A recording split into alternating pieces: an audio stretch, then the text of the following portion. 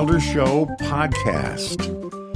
I'm Scott. That's Frozen Lauren. I've got my hoodie and I have my fuzzy socks and I have my space heater. Yeah, that's true. And I'm okay. Okay. We're going to talk about that in a second. The great ice storm of 2026 so far. We'll talk about that in a second. I also still have that leftover thick northern blood. That's true.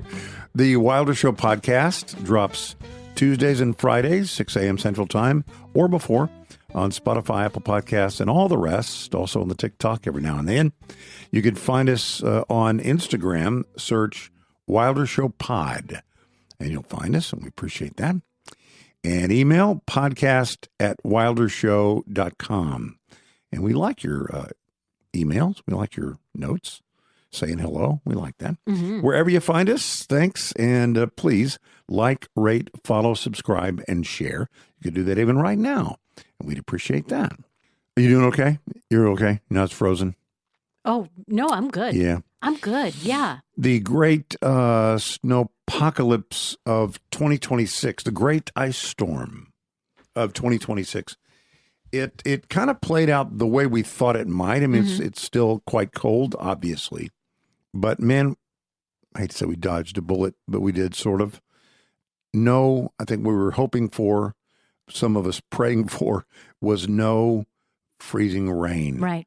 Freezing rain is the thing that beats everything. That's what coats the limbs and makes the limbs so heavy and makes the limbs fall on power lines and cars and roofs and stuff like that.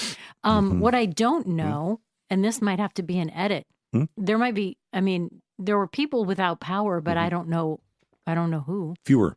Yeah. Yeah, I mean, really, really fewer. In our area. Yeah, in this, obviously, you go out toward the east, and it's tough. I mean, like 12 inches, 20 inches of snow in Boston. Right. So there are parts of the country, but just our little part of the world, middle part of the world, a lot of people said, well, the power grid and what happened back in 2021, and a lot of that was the power grid and Encore and whatever the thing is. And they said, look, power grid's good. We're not going to lose power. And they always added, based on the power grid. Because you can lose power based on nothing about the power grid. Sure. With the frozen limbs and such. Anyway, it was good. It was good that it did not include those things. There are still kids out of school today, we should mention. Mm-hmm. Yeah, and I'm sure a lot of people have yet to return to their normal routine. You know, I don't want to speak too lightheartedly about this. When we were kids, we've talked about this before. When we were kids at Adele Turner Elementary School, there was a big hill out behind the school. And we would occasionally borrow the cafeteria trays. I've heard this story. And also at Atwell Junior High School, which was right across, kind of up the hill. And we would borrow those. And did you see about the, there was more than one, but the fatality in Frisco? I saw one. Man, that was really tough. Yeah. You saw what it was, right? No, I don't know what happened. Okay. This is tough because it is in that young, invincible, with respect, jackassery that comes along with being young. Yeah. Which is part of the greatness of being young. Unhealthy risk taking. Unless it goes poorly, and it did. Yeah. It was a 16-year-old young man in his Jeep pulling in a sled two 16-year-old girls. And I don't know if you've ever been driving a boat where people are behind you skiing. You can feel like you're going slow, but to them, you really are going wildly fast. Yeah. I've never been the one driving the boat. I've been on a boat when people were skiing. Well, when you're driving, you think, I'm not going very fast. If you're back there being tugged, it is very fast. Yeah. And turning a corner is very fast, sort of whipped around. Yeah. And what happened was these two 16-year-old girls were on this sled, and they encountered a curb and then encountered a tree. No way. And oh, my goodness. One of the girls died, and the other is, as of this taping, I think in critical condition. So he was not injured, but of course his life is forever different. Anyway, if you're going to be out doing this kind of stuff, and you may have seen on social media people, being tugged around behind vehicles, it's really, everything is fun and games until it is tragically not at all. Fun and games. Yeah, I am one of the worst parts of having kids. There are several stages of having kids on snow days. And the early days when the kids got to stay home, it was kind of fun. You might bundle them up and go outside for a little while if it wasn't so frigid, and if you had the right kind of clothes, go outside, build a little snowman. But as soon as they have friends who are driving, the worst part of a snow day ever was, you found out that the kids were not going to school, and 30 minutes later, somebody's saying, "Hey, Mom, Clayton is going to come by in a few minutes, and we're going to the mall." No. The fact that you cannot get to school means you're also not going to the mall. I don't miss those days. Better not to have those arguments. When we were kids, in high school, went to Bryan Adams High School in Dallas. And so we're right there near White Rock Lake, which means we're right near Flagpole Hill. Sure. Well, Flagpole Hill is the quintessential get on a sled or a borrowed cafeteria tray or for sale sign from a neighbor's yard. Whatever it takes. And sled down the thing. Yeah. And so we were in, high school, we would do that. But I got to tell you, the whole thing it sounds like sort of grumpy old man stuff, but the whole thing makes me very nervous. Oh, for sure. It's like, it's not that I don't want kids to have fun. It's just that I know that 1 out of 100, 1 out of 500, 1 out of 1,000, I don't know what it is, whatever that number is for that one. Yeah. If it goes poorly, it can go very, very poorly. Yeah. Very poorly. And so I'll be glad when it all melts. It's all back to normal. And, you have other worries about kids, obviously, but not that. Did you watch anything over the great cocooning of 2026? I watched F1. Hey, how was that? I haven't seen it. I think it would have been better in the movie theater. Yeah, big. Big, loud. Yeah. I kind of wanted to see it when it first came out. Big, loud, ice cold movie theater on a really hot day. Yeah. Seeing it home was a little bit different. I think maybe much smaller screen. Obviously, not the same kind of sound, more distractions, and I'm not really a racing person. Yeah. It was a bit. I would say I could appreciate the performances, but there was really nothing the performances weren't bad, but that's not what the movie really boasted. Were great performances. There were people in it that I enjoyed, but so much racing. Special effects and CGI and whatnot. It's just not my thing. Yeah. How was, what's his face, the guy? Brad Pitt? Yeah, how was he? He was okay. He was okay. Yeah. Oh, fan. So you did not watch Alex Honnold? Wait, who? Lauren, Wait, is it football? No. Of course, I watched football. The only football I saw was through a neighbor's window on a walk. That's the most I saw. That's my girl. Now I know who's going to be. I know who's playing in the. Somehow I still managed to find out. Yeah, so Seattle who will be and in the Super Bowl and the Patriots, right? Yeah, Seattle Patriots. I thought it was going to be exactly the opposite. I really did. Really? I thought it was going to be Denver and L.A.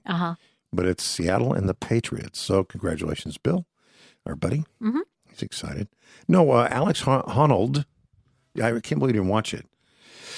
I still don't know. Well, I was watching no it. idea what you're talking That's about. okay. It's good. It's just, learning is fun. On Friday, it was scheduled for Friday, and they couldn't do it on Friday. And honestly, I forgot about it. It was the middle of the night on Friday, and I had been listening to something in my ear as I was drifting off. And when I awoke, it was the repeat of maybe NBC News. Okay. He said, that is going to take place tonight. And I thought, I missed it. I was so excited. I was going to watch it. And I just forgot. And so, middle of the night, I checked the little searching thing. Yeah. And I said, whatever it was. And it said, no, it's postponed. Oh, great. Postponed until Saturday. Well, Saturday, U.S. Day, actually Sunday morning in Taipei. Okay. Taipei, Uh-huh. where Alex Honnold, the 40-year-old daredevil rock climbing guy. I knew it was going to have something to do with some daredevil thing.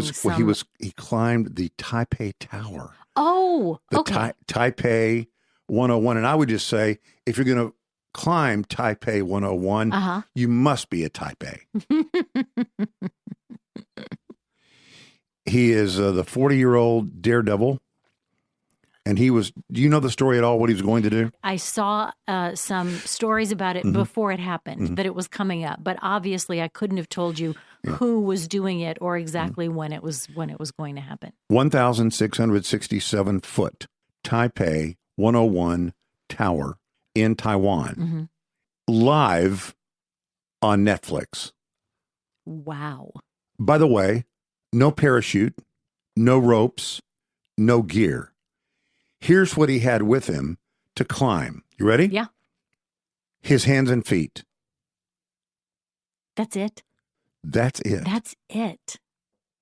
And it gives me chills thinking about it because I watched all 90 minutes. So let me tell you something.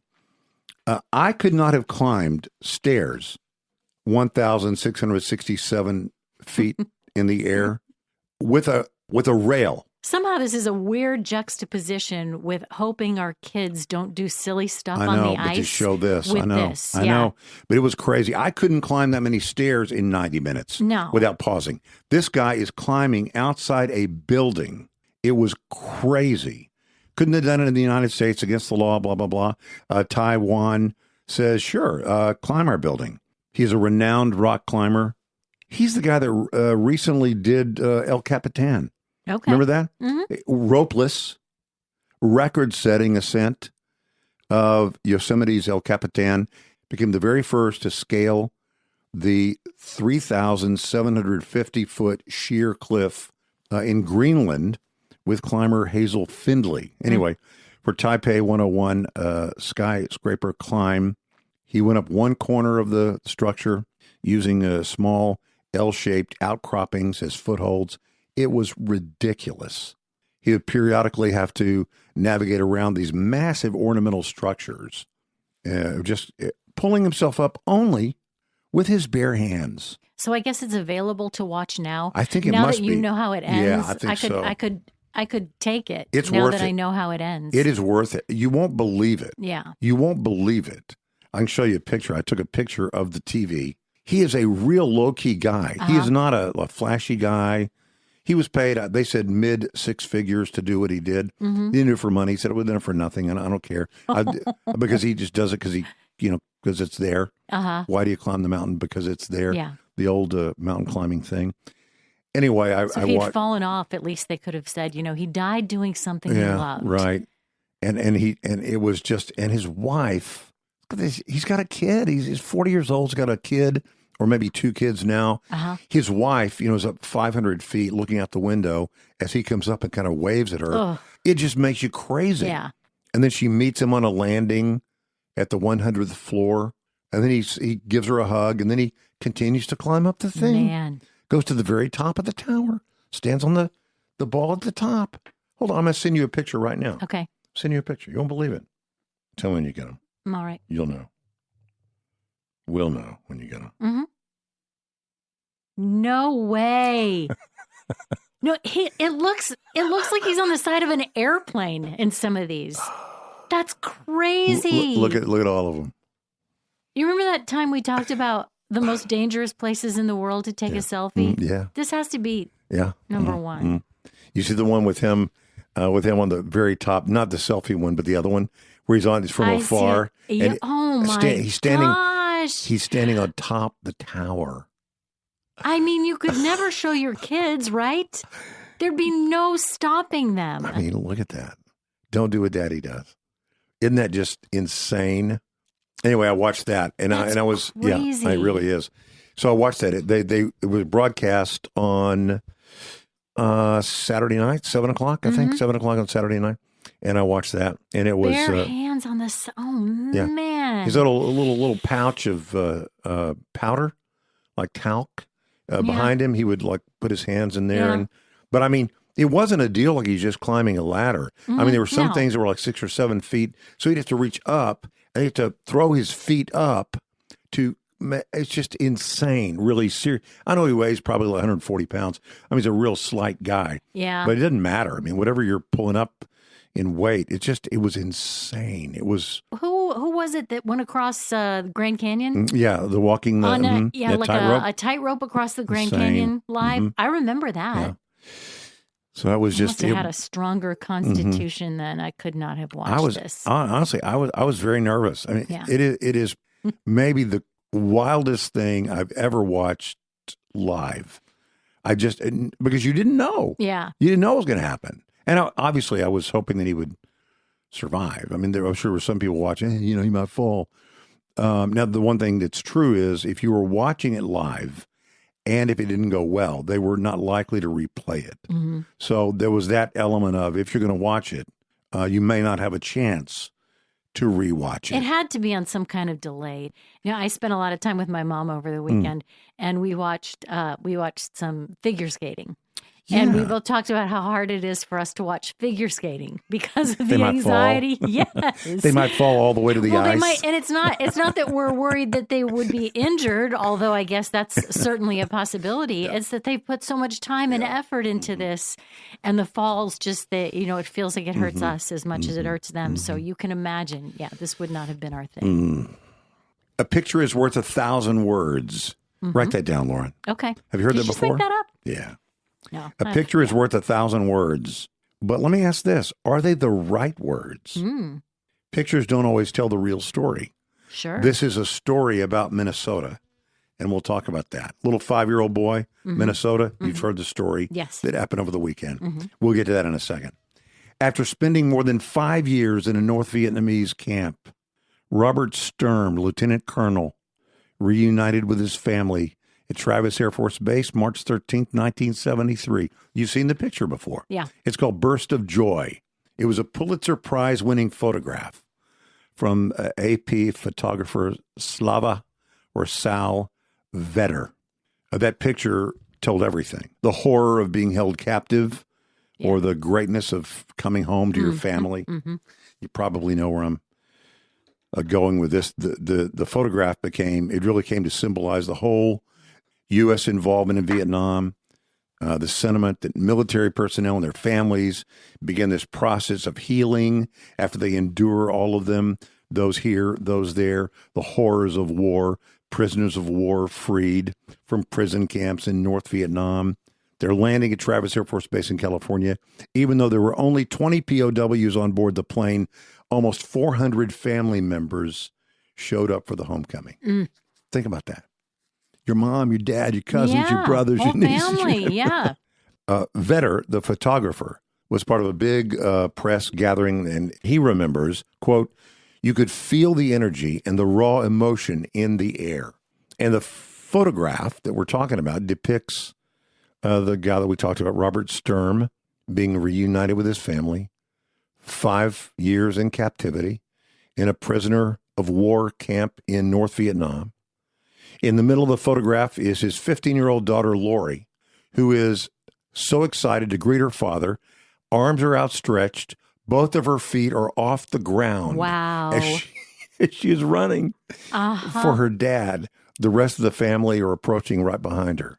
Okay, so that is the feeling you get. Yeah. Reuniting with the family, blah, blah, blah. Here's the backstory. Here's how that picture is worth 1,000 words, but it might not be the words that you think. The reunion was not a happy one. It is depressing to read that 3 days before the picture was taken, Lieutenant Colonel Robert L. Sturm got a letter from his wife, who was there on the tarmac, saying that she wanted a divorce. She took $140,000 of his pay while he was POW, took his 2 younger kids, his house, his car, 40% of his future pension, and $300 a month in child support. He fought and lost against her in court. He then had to live with his mom in San Francisco, taking care of his older kids. 3 decades after that reunion, the scene, which had appeared in countless books and anthologies and exhibitions, and of course won the Pulitzer Prize for photography, is still etched in the nation's collective consciousness, and it serves as an uplifting postscript to Vietnam.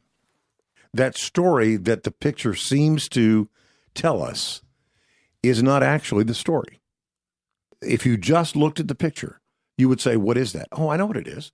It's a guy coming home from Vietnam being reunited with his family. That is a happy thing. This is a homecoming. Picture of a 5-year-old little boy. Here is what the picture seems to say. A little boy, because of ICE, immigration, all that stuff, a little boy being ripped from his family, used as bait to lure his illegal father from the house in order to arrest the father and then separate the family. That's what it appears to show. But the truth might be different. It could be completely different. What if, for example, the dad was being pursued in a targeted arrest by ICE, and when they were close to the house, the dad abandons the son in the car and runs into the house, leaving the kid in the car? A little bit different. Yeah. The boy is outside the house. The dad tells the mom, don't open the door because I'll be arrested. She doesn't open the door. The boy is left outside with federal law enforcement officers, and they are left trying to figure out, what do we do with this boy? Guess what they did? They cared for him. They took him for food. They fed him. When ultimately the father is arrested, there's another choice to make, isn't there? Do we separate them? That's what the liberal talking points are, that ICE is separating families. Or do we keep the families together? But that would mean that the boy and his father will both be in a facility in Texas while they await being returned to their country. And I just bring that up because, that was a story early in the weekend. There's another story since then about someone else that was shot by ICE. And I'm not going to comment on that here because I don't think we have enough information right now. Whether he was guilty of, accused of anything more than being in the country illegally, I don't know. What I do know is when he was approached by ICE, he fled and he left his son in the cold in a vehicle. And it was ICE that took care of him until he was reunited with his father. Here's the hard part. If you only punish a parent who is in the country illegally and anything else they may have done, falsifying identification papers, Social Security, whatever, if you remove them, but you don't remove the child, you are accused of separating families. And until about a week ago, that was the Democrat talking point. No matter what the question was, the answer from anyone on the left was, this administration is separating families, separating families, separating families. Okay, it's not good to separate families. I agree with that. But if you don't separate families, the illegal, from those in the family that are not doing anything illegal, by the way, every court case is that, isn't it? Sure. You have a bank robber dad, and the bank robber dad is doing something illegal, and the kids and the wife are not doing anything illegal. And at the end of that, you separate the family. Yeah. Okay, so in this case, you have someone in the country illegally, and the question is, do you separate them and not punish those who are, did not do it wrong? The kid was born maybe in the United States, has no reason to be deported, or do you keep families together? What we're not going to do is say, well, the dad did something illegal. We want to keep the families together, so we're going to keep the family together here in the United States. Yeah, we're not going to do that. So we're going to take the people out of the country that need to be out of the country. If you want to take your child with you, you may. You're in charge of your child. Sure. If you don't want to, you don't have to. So it's a weird thing. Now it appears, we are now holding, that is to say the U.S. government is holding this 5-year-old boy in a detention facility with his dad. That's one way to say it. Here's another way to say it. The dad who abandoned his son and sought to not be arrested because he's in the country illegally, that dad chose to take his son with him into a detention facility, and he was allowed to do it. It really is a damned if you do, damned if you don't on the part of the Trump administration.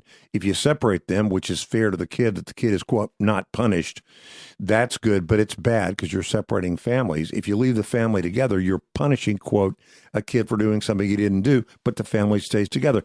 They will find a way to find something negative about whatever is the choice that is made. But the truth is, none of this, and I mean none of this, is happening in the state of Texas. Yeah.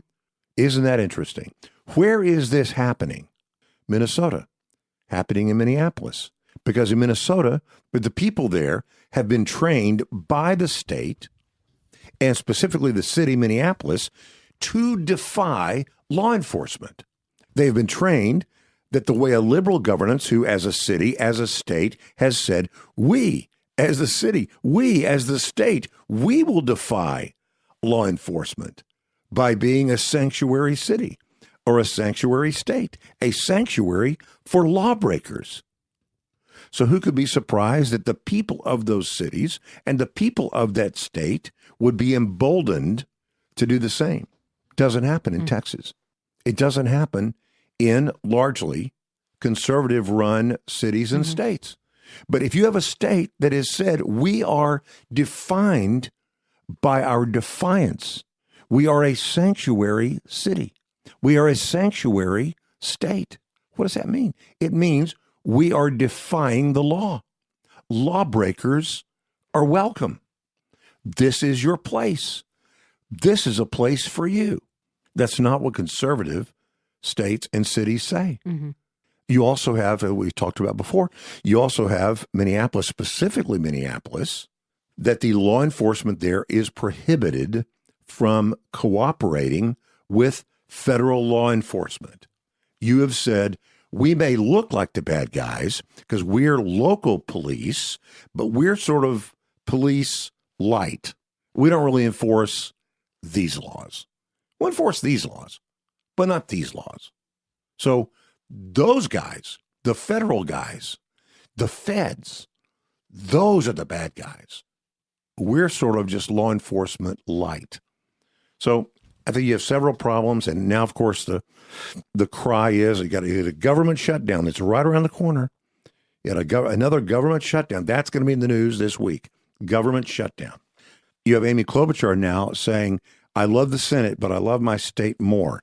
A lot of people thought with Tim Walz saying he's not going to run for governor again, right? That she would step up. Now, this gives her a great opportunity to say, I love the Senate, but I love my state more. And she said, as a centerpiece of, I think, her campaign, it's going to be get ICE out of Minnesota. I'd say be careful what you wish for. Ask these other places that kicked out law enforcement or changed laws to be very liberal about drugs, whether down the road they thought, maybe no, that's not maybe a good idea. Before we get to scattershoot, I want to say one other thing. Yeah, we have. I said before that if you're getting something that is not yours, if something that is not my property and I'm going to gain it, there are three ways to do it. Right. One is I could steal it. Talking about Greenland. Yeah. I could steal it. You could have it given to you. Have it given as a gift to you. And the other one was... buy it? I could buy it. There's another one I didn't mention. What's that? I could trade for it. Oh, yeah. We could trade for Greenland. What would we trade? We could trade Minnesota for Greenland.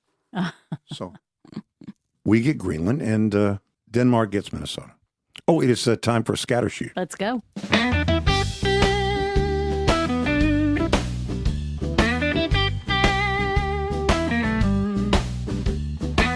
Wilder Show scattershoot.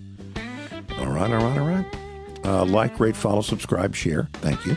If you have, and if you haven't, please do. And if you don't, that's okay. Just keep listening. We're glad you're here. First of all, an apology to Alex Cooper, who I'm sure listens. That's the Call Your Daddy. She's the host of Call Her Daddy. Call Her Daddy. Yeah, we talked about Michelle Obama on Call Her Daddy last week, and I think in talking about Alex Cooper. And the podcast, I said that it was not, it's wildly popular, especially with women. Yeah. But I said that she was not nominated for the first ever Golden Globe for podcasts, but she was, in fact.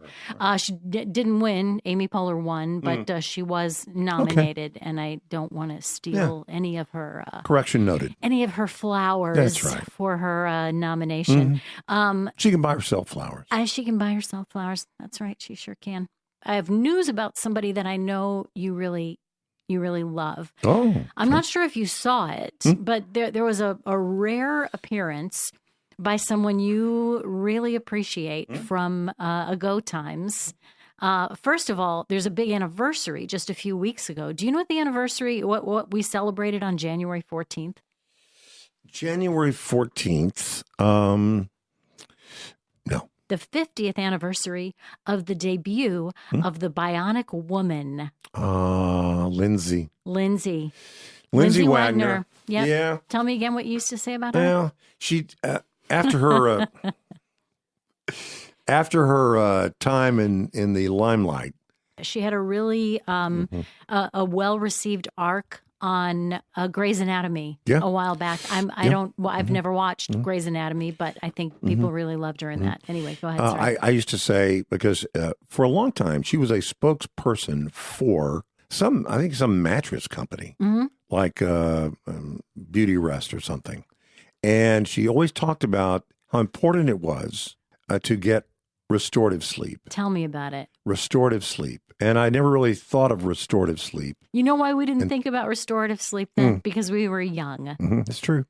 But she talks about the importance of restorative sleep. And I did not buy the product, but I used to say every time the ad would come on, if she's selling it, I'm buying it. I don't know what it is, but I was a fan. Still a fan, I guess. I know. The Lindsay Wagner, and it didn't have to do with the TV show and the Bionic Woman and all that kind of stuff. I just, I did like her in the Paper Chase. John Houseman. It was great. In the movie, right? Because then there was a TV that's show, right. Yeah, and she was not in that. No. Yeah. But she was John Houseman's daughter, it turns out. He was the big Harvard professor to Timothy Bottom's sort of wayward student persona. And she played his daughter.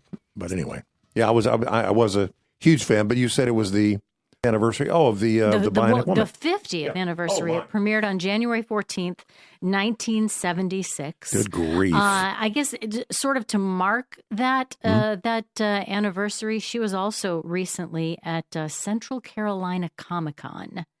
Okay. And while she was there, guess there was a surprise reunion with somebody else. The $6 Million Man. Yes, Lee Majors was there. That's fun. And apparently they posted all about this on Instagram. I don't follow either of them on Instagram, but it was it's a little sad. I shouldn't say it's sad. They look great. It's a long time ago. It's great to see them together, but it certainly does reminds you of the passage of time. You mean if you see them? If you see them now, yeah. Well, if you see me now, it'd be great to. Well, if you see me now, reminder of the passage of time. Which do you ever wonder about? I mean, do you ever wonder about that? Do you think you see the accurate vision of you when you look in the mirror? Well, first, I don't look in the mirror often. Okay. But no, I don't know. Maybe every now and then, maybe it strikes me. I've told you before that my hair is really silver. It's really white. But it has been for a while. It has. But really, when you walk into a room and you know that unless Anderson Cooper walks in any minute, I'm going to have the whitest hair in this room. Yeah. And when you walk in a room and you go, you know what? I think everyone in here is younger than me. Everyone. That's odd. Because it never felt like that would. I say never let it be the case. That sounds stupid. But it's just like, really? I think there's something about, I remember when I first started working right after college, I was always very aware that I was the youngest person in the room. Uh-huh. And I don't, not because anybody made me feel like I didn't know very much or like I was the youngest, they never made me feel like there was a problem with that. But I was aware kind of the fact that there was a premium on that youth. That even if they were only 10 years older than I was, by that time they were all, I was married too. But they were married with a few kids. Right. And there was a big difference between maybe 24 and 34 then. And I remember being sort of kind of pleased with that. It was sort of a badge of honor I'm the youngest, but I'm here. to be the youngest one here. Yeah. I have you're looking at my life and you sort of appreciate what I still have ahead. And I think it kind of made me appreciate what I had ahead. So real quick, we went from those days where we were in the room and you said, hey, look at me, I'm here.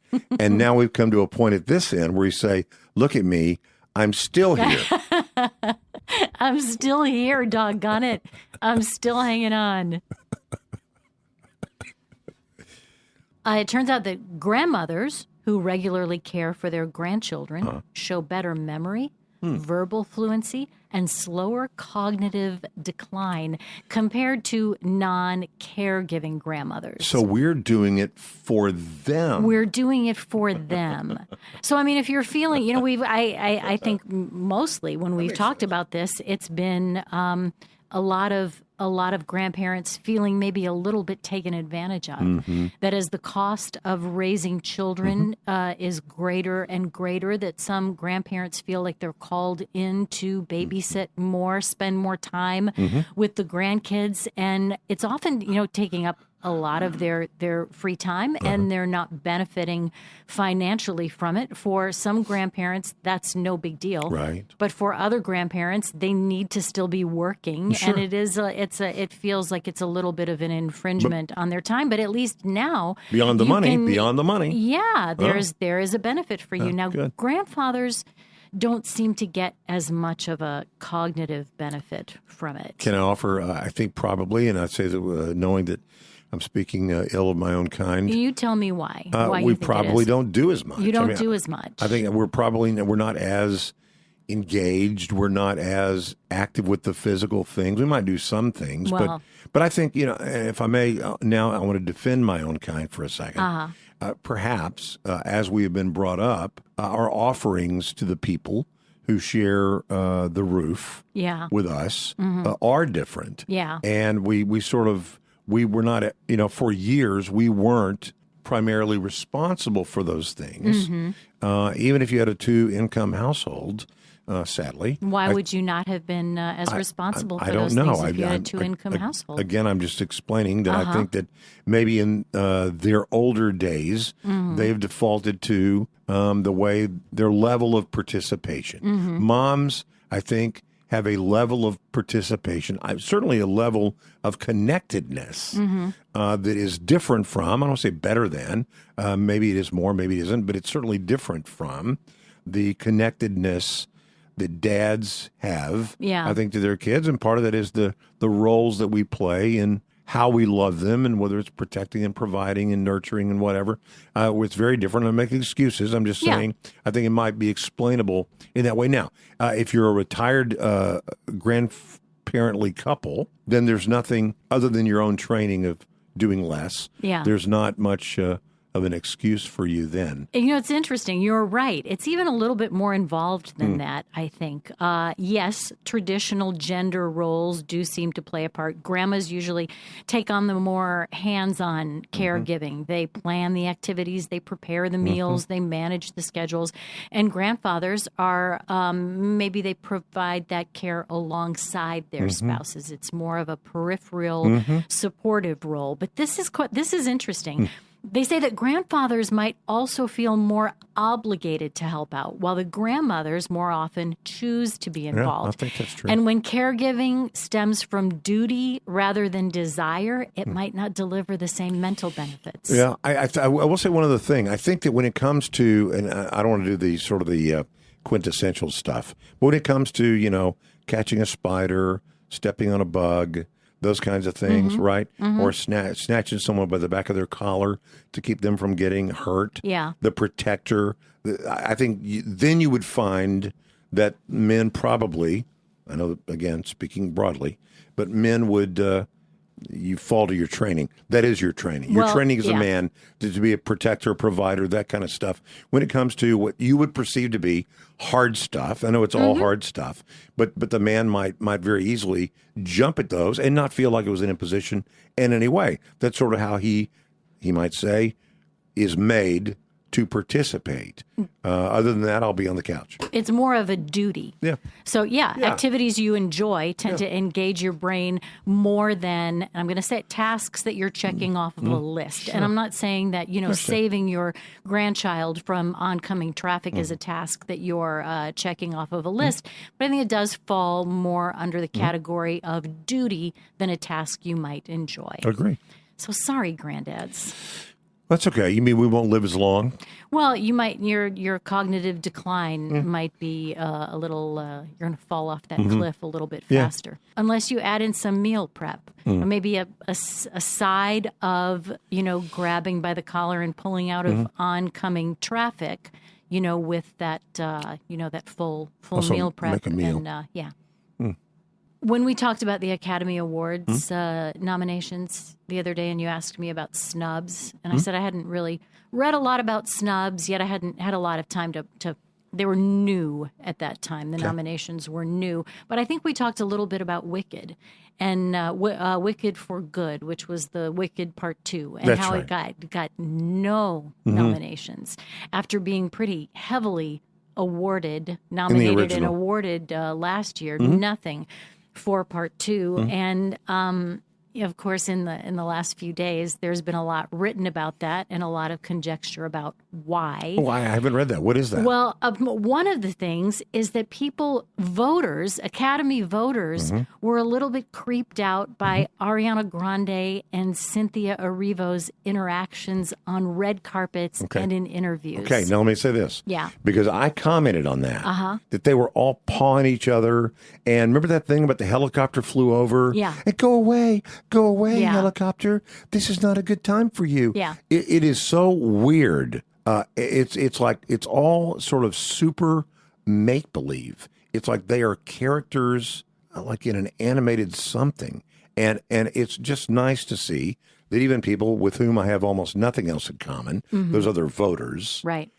Would conclude it must have been way over the top. Yeah. If I immediately thought that's weird, and then they also think it's weird. Yeah, that is really described interesting. as cringeworthy. It is creepy by critics, for sure. And also, I think just overexposure. If you're, they were asked by Elle magazine to describe each other's auras. Whatever. If you're being asked if you're being asked a question that the answer might be yellow, like sunshine. And I think there's also some purple. Chances are you've already answered all of the pertinent questions. You might be a little bit overexposed. So weird. If that's what they're asking. I think I described one of them as the green one, and the other one as the one who always seems like super surprised by a question. Oh, Yeah. Really? And Just it's so kind of odd. They're both so talented. Yeah. And it's sort of sad that they get reduced to this. But they reduce themselves to that. Well, after so much exposure. I mean, they didn't have to be that way on the Thanksgiving Day parade interview or whatever it was. Yeah. They chose to do that when they went on the Today Show, on Good Morning America, on Gail King's thing. Yeah. They chose to do that. And the weird part is, it's almost like sort of a bubble inside a bubble inside a bubble inside a bubble. They've lost a sense of reality that they can be a version of this and then a version of that and then a version of that and then a version of that. And the rest of us look at that fourth or fifth iteration and go, that's just weird. Yeah. And they've lost the ability to see it the way normal people see it. Don't ask me what color your aura is. I'm sure it's black. There might be a little gray in there. The afternoon slump. Yeah. Are you do you feel the afternoon slump? I know what it is. I mean, I know that it is. Mm-hmm. I always feel like I either never have it or I always have it. I don't ride a Starts roller at about coaster. 9:05. Yeah. You're slumpy all day. Or it's never there, and then I conk out at 11:15 at night. Mm-hmm. Usually, I think people say it's in the afternoon sometime. Yeah, well, And I think I know when it is. I think in more traditional work days, I used to think of it as, it came after lunch. Maybe you left your desk or spent a little time away and had a big lunch. And then shortly after that, you'd kind of feel the crash that would come after that. I don't really do that as much anymore. I don't have as much of a traditional schedule. But according to a survey, it seems that there is an afternoon slump, and researchers have nailed it down to one particular time. Could I guess? Yeah, go ahead. I'm going to say you got to come down to the minute. Okay. But it's not a range. I have to It's pick not a range. Okay. I'm going to say 207. 206. Are you kidding me? No, it's 206. That's when most respondents said that their energy levels bottomed out. Funny. It seems that this is when most of course this is, well, I shouldn't say of course it's Americans. No, that's all right. But they feel the day's demands have outpaced their ability to meet them. By 206, they know I can't get it all done.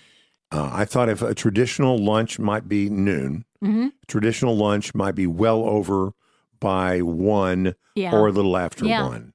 And about an hour after that. So then I added a couple of minutes. So that's how I came up with 207.